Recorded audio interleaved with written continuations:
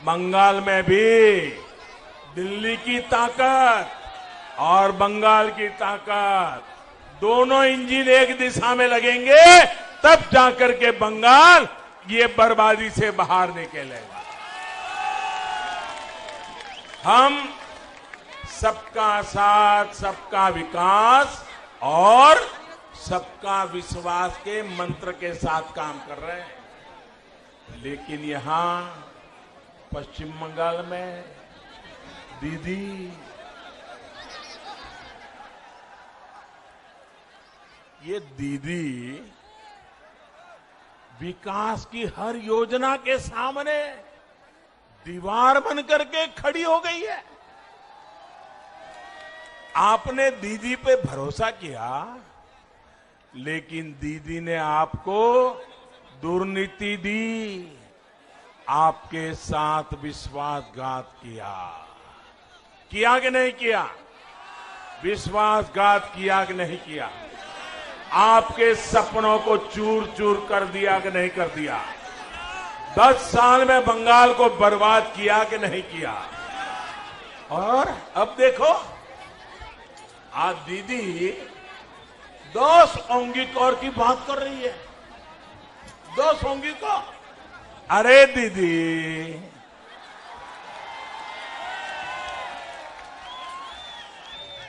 बंगाल के लोगों ने आपको 10 साल सेवा का अवसर दिया था, लेकिन आपने उन्हें लूट मार से भरे 10 साल दिए। आपने उन्हें 10 साल का भ्रष्टाचार दिया। आपने उन्हें 10 साल का कुशासन दिया।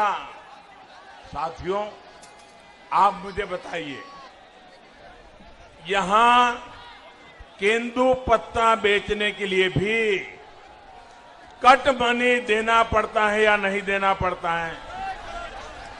कट मनी देना पड़ता है कि नहीं देना पड़ता है? आदिवासियों को भी देना पड़ता है कि नहीं देना पड़ता है? गरीब को भी देना पड़ता है कि नहीं देना पड़ता है? मजदूर को भी देना पड़ता है कि नहीं पड़ता है? बंगाल में ये कटमनी का सिस्टम बंद होना चाहिए कि नहीं होना चाहिए? ये बर्बादी जानी चाहिए कि नहीं जानी चाहिए? साथियों, आप में से कुछ लोगों को शायद पता होगा, कल रात को 50-55 मिनट के लिए व्हाट्सएप डाउन हो गया, फेसबुक डाउन हो गया, इंस्टाग्राम डाउन हो गया। लोग अधीर हो गए, चिंता में पड़ गए, सबके मन में सवाल खड़े हो गए। 50-55 मिनट के लिए हुआ था, लेकिन सबको हो रहा था क्या हो गया। लेकिन भाइयों बहनों, दुनिया में तो 50-55 मिनट ये सोशल मीडिया की कुछ चीजें डाउन हो गई। यहां बंगाल में तो 50-55 साल से विकास ही डाउन हो गया है, विश्वास ही डाउन हो गया है, सपने ही डाउन हो गए हैं, संकल्प भी डाउन हो गए हैं। मैं आपकी अधीरता समझ सकता हूं। भाइयों और बहनों, पहले कांग्रेस, फिर लेफ्ट और अब टीएमसी ने बंगाल के विकास को अवरुद्ध करके रखा है।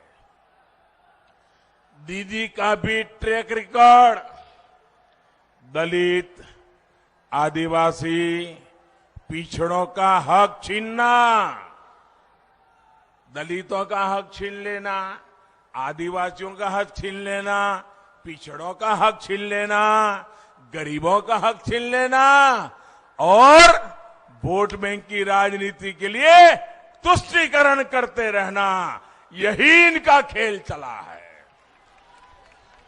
दीदी ने बंगाल के युवाओं के, यहां की युवा पीढ़ी के बहुत कीमती 10 साल छीन लिए हैं। दीदीर पार्टी होच्छे निर्ममतार पाठशाला। दीदीर पाठशालाते सिलेबस होच्छे तोलाबाजी।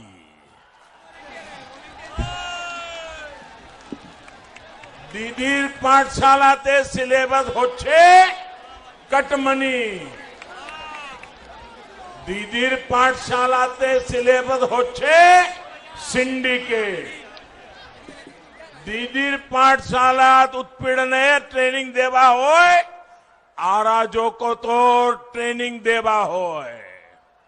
साथियों, आज पश्चिम बंगाल में शिक्षा की क्या स्थिति है, एक खड़गपुर के लोग बहुत भली भांति जानते हैं। शिक्षक भर्ती के नाम पर यहां का युवा कोर्ट कचहरी के चक्कर लगाने के लिए मजबूर है। भर्तियों के लिए जो बोर्ड, जो कमीशन बनाए गए, उन्हें भी टीएमसी काडर के हवाले कर दिया गया है। बहनों और भाइयों, शिक्षा को लेकर दीदी और उनकी पार्टी की सोच का एक और उदाहरण आज मैं आपको देता हूं। हमारे देश में 3.5 दशक के बाद, यानी करीब 35 साल के बाद नई राष्ट्रीय शिक्षा नीति लाई गई है। पूरे हिंदुस्तान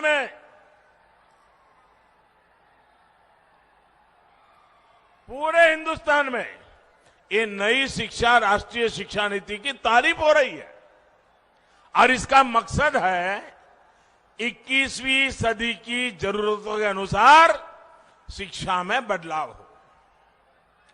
राष्ट्रीय शिक्षा नीति में शिक्षकों की ट्रेनिंग से लेकर स्किल अपग्रेडेशन तक अनेक प्रावधान किए गए हैं और इसकी एक प्रमुख बात है स्थानीय भाषाओं में पढ़ाई पर बल। टेक्निकल एजुकेशन हो, मेडिकल की पढ़ाई हो या फिर प्रोफेशनल कोर्स, इन सब में स्थानीय भाषाओं पर जोर दिया गया है। हम चाहते हैं कि गांव और गरीब का बच्चा और भी आसानी से डॉक्टर, इंजीनियर, मैनेजर, किसी कंपनी का सीईओ बन सके। आप मुझे बताइए भैया, गरीब का बच्चा भी डॉक्टर बनना चाहिए कि नहीं बनना चाहिए? गरीब का बच्चा भी इंजीनियर होना चाहिए कि नहीं होना चाहिए? गरीब की बेटी भी अपने सपने पूरे कर सके, ऐसी व्यवस्था होनी चाहिए कि नहीं होनी चाहिए? लेकिन भाषा के कारण उसके सपने चूर चूर हो जाते हैं। हमने कहा है गरीब का बच्चा भी डॉक्टर बन सके, उसलिए उसकी भाषा में हम पढ़ाएंगे और उसको डॉक्टर बनाएंगे। लेकिन दीदी को तो इसका भी विरोध है। दीदी की सरकार नई राष्ट्रीय शिक्षा नीति को लागू करने में मना कर रही है, आना कर रही है। दीदी को पश्चिम बंगाल के लाखों युवाओं के भविष्य की, उनके कैरियर की कोई चिंता नहीं है। मैं बंगाल के नौजवानों को भरोसा देता हूं, मैं बंगाल की माताओं बहनों को भरोसा देता हूं, मैं बंगाल के दलितों को, बंगाल के आदिवासियों को, बंगाल के पिछड़े लोगों को, बंगाल के गरीब लोगों को आश्वासन देना चाहता हूं। अब दीदी को बंगाल के युवाओं के भविष्य के साथ नहीं खेलने दिया जाएगा। वो कहती रहे खेला होवे,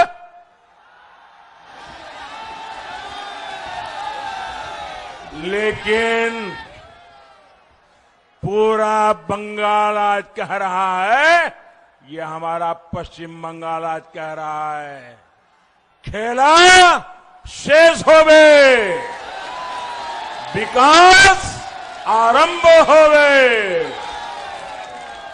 साथियों, आज दीदी से पश्चिम बंगाल के लोग 10 साल का हिसाब मांग रहे हैं, लेकिन जवाब देने के बजाय दीदी उन पर अत्याचार कर रही है। आज हर बंगालवासी कह रहा है, दीदी के तो बोलछी किंतु उन्हीं सुने छन्ना।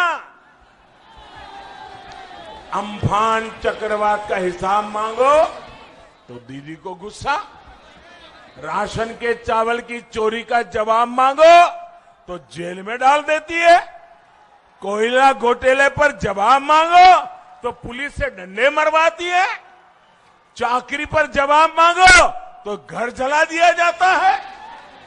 साथियों, आज बंगाल का गरीब पूछ रहा है कि उसको आयुष्मान भारत के तहत मुफ्त इलाज की सुविधा का लाभ क्यों नहीं मिलता। आज बंगाल का किसान पूछ रहा है, उसको किसान सम्मान निधि के हजारों रुपए क्यों नहीं मिले।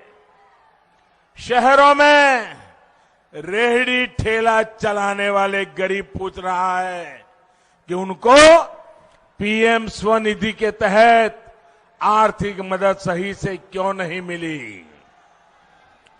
आज बंगाल की बहनें पूछ रही हैं कि हर गल जल पहुंचाने के लिए टीएमसी सरकार को जो पैसा दिया था, दिल्ली से पैसा भेजा था, वो पैसा तिजोरी में रख करके क्यों बैठ गई।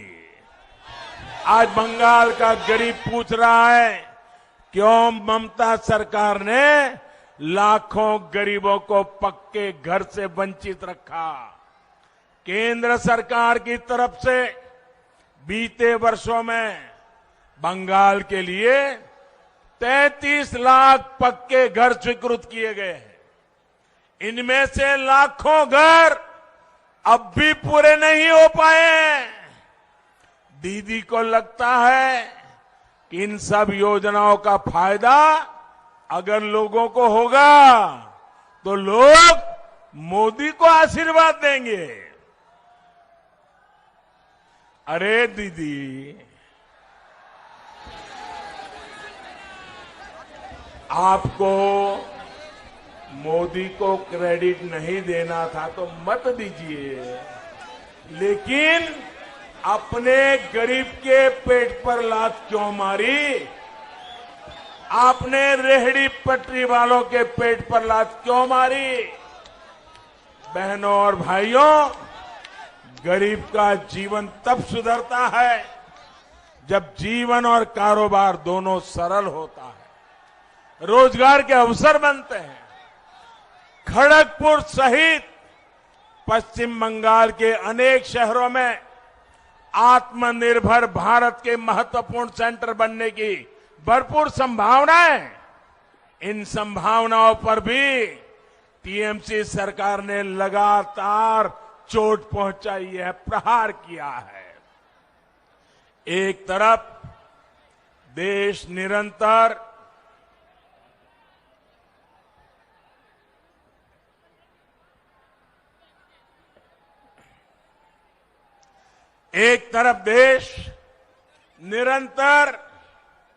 सिंगल विंडो सिस्टम की तरफ बढ़ रहा है।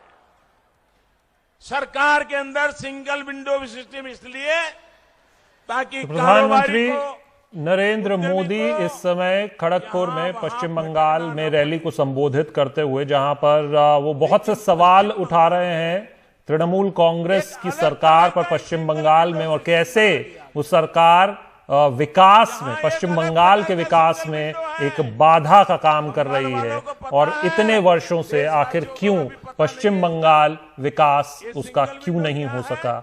इस पर कई तरीके से प्रधानमंत्री मोदी टिप्पणी कर रहे हैं।